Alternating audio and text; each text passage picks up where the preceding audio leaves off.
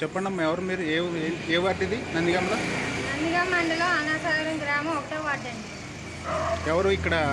కిరణ్. పాకాలపాటి. ఏంది మీ సమస్య ఏంటి? మా సమస్య డ్రైనేజీలు అండి. 2 నెలల నుంచి మేము పడే ఇబ్బందులు కాదు, దోమలు. సగం చేసి ఆఫ్ చేసి వెళ్ళిపోయారు.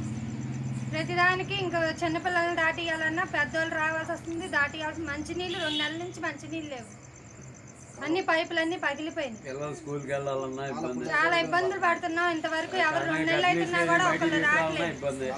ఇక్కడేమో రోడ్డు మీద బైక్ పెట్టిపోతే బైక్ కూడా పోయిందండి, తీసుకుపోయారు. ఇంతవరకు అది దానికి గుర్తింపు కూడా లేదు దానికి.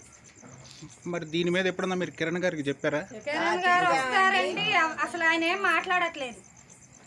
ఈఓ గారు వస్తారు, ఆయన వచ్చి నిలబడి ఎటు మీకు నీళ్ళు ఇప్పుడు కాలువలు తీస్తే అటు తీస్తే ఎలా బాగుండిద్ది, ఇటు తీస్తే ఎవరికి బాగుండిద్ది చూసి నిలబడి ఎవరన్నా మాట్లాడితే కమిషనర్ని ఎవరన్నా తీసుకొచ్చి వాడు మాట్లాడాలి. ఎవరైనా సరే మాట్లాడకుండా వాళ్ళు వద్దన్నారని అంటున్నారు, వీళ్ళు వద్దన్నారని అంటున్నారని మా సైడే మేము తీపిచ్చాం. ఇటే సైడ్ అటైతే వాళ్ళ కంఫర్ట్ ఉండేది, మాకు తూతో పని ఉండేది కాదు. అధికారంలో ఉండి నిలబడి మాట్లాడలేని పరిస్థితిలో ఉన్నాడు ఆయన. ఈ రోడ్డుకి ఇంకో మార్గం ఉందా రావడానికి? ఇదే రోడ్డు బైక్